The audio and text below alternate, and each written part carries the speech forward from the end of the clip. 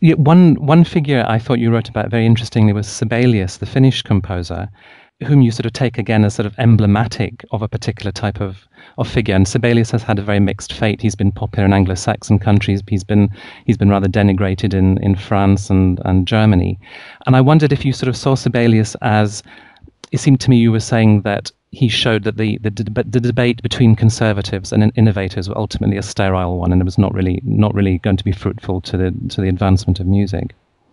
I do think so. I feel that quite strongly, and another main agenda that I had in putting this book together was to include side by side, not only the revolutionaries but the so-called conservatives, and to show how all of them can fit into a sort of a bigger narrative of 20th century music, which is not so much ruled by ideology, by sort of strong identification with one stylistic current or another.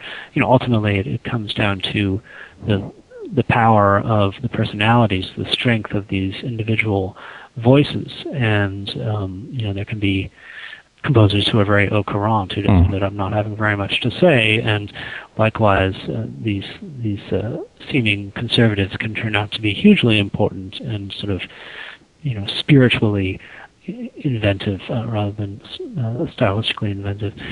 And so I do, the sort of constant back and forth between the radical and the conservative, I do find a bit tiresome after a while, and I don't know whether I succeeded or not, but certainly I wanted to move past that constant polemical conflict in this book. And so, as a sort of a symbol of many, many other composers who could have been given the same treatment, I decided to devote an entire chapter to Sibelius, who otherwise just doesn't fit into a lot of these grand narratives of 20th century music history. And later on, I did much the same with Britten. It's as if I'm sort of stopping the forward march of style for a moment, and sort of a intermezzo, an interlude, and a different kind of writing, which is much more biographical, psychological almost. We mentioned Shostakovich as perhaps a pivotal figure, and I thought that the Third Reich was a pivotal moment in the book, and a moment where classical music was sort of put to the test in terms of the use to which the Austro-Germanic repertoire was put, and also the way in which composers reached an accommodation with the regime, or some of them did and some of them didn't. And I wondered, though, if your ultimate verdict was that classical music was put to the test by the Third Reich, but it hadn't really passed that test. It had come out of it rather tarnished by it. Well, I don't know about passing a test or not. I think, undeniably, it was damaged to some extent by the association with Hitler, by the fact that Hitler himself was a music lover and appropriated Beethoven and Wagner and Richard Strauss and much else besides to his diabolical politics. And this is something that classical music hasn't quite entirely gotten over. I think the sound of a grand romantic orchestra can still create in a lot of people sort of involuntary association with a certain aesthetic that may make them think of Hitler.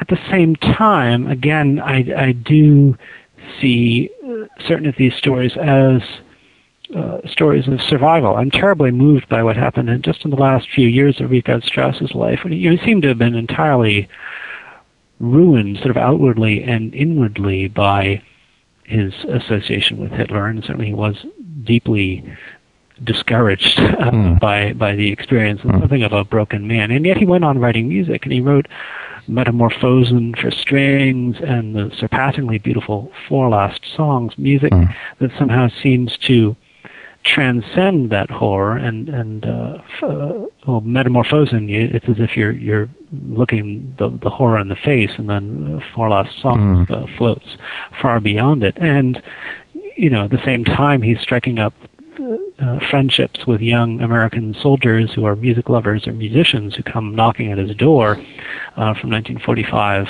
on, and adapting himself partly for his own protection, but I think also out of a certain curiosity and a kind of a cosmopolitan sense of his place in the world. And perhaps you could say the same in a much larger sense about classical music's strange adventures after the Third Reich and its continuing evolution. And then it seems to end up escaping the shadow of the past. And among the English composers of the 20th century, Benjamin Britten was the one that you highlighted. Yes, there's the entire chapter about Britten, and many other composers that I wish I could have written about at length: Walton and Vaughan Williams and Tippett and so on. Britten's music has always been very important to me personally. Also, I do think he's representative of a sort of alternative path that existed in music after the Second World War. It was the heyday of the avant-garde, and the stories of Boulez and Stockhausen and Xenakis and Cage are actually hugely enjoyable to put down on the page, and yet I wanted to create a space for Britten's very, very different way of making his way, and his deep consciousness of the musical past and the psychological acuity of the work. And I think he was one of the great opera composers of all time who managed to write music which was in its own way absolutely contemporary. I don't ultimately find that there's anything particularly conservative about Britten. I think he was quite a radical composer, but just not in the sense of having shocked people with new sounds. How on earth did you manage to produce a discography at the end of this book? It must have been a very difficult task to boil down to such a short list your recommendations. Yeah, well, actually, in the paperback, we now have an expanded version of the discography. Before, I had just a sort of a handful of 30 recordings altogether, and now we've expanded it considerably. And this is still very difficult. First of all, recordings are constantly going in and out of print. Record labels collapsing left and right, and sort of the future of the whole recording business is very difficult to predict. And then everyone has their favorites and their biases and prejudices involving one form or another. So I found that quite difficult to do, and yet it was rather obvious to me, and there are certain recordings that I grew up with or that have come to be almost synonymous with the music in question. So I chose those, but hopefully the whole present form of the discography is written in a way that there are many other options and possibilities, and a vast store of recordings of 20th century music which people can pursue.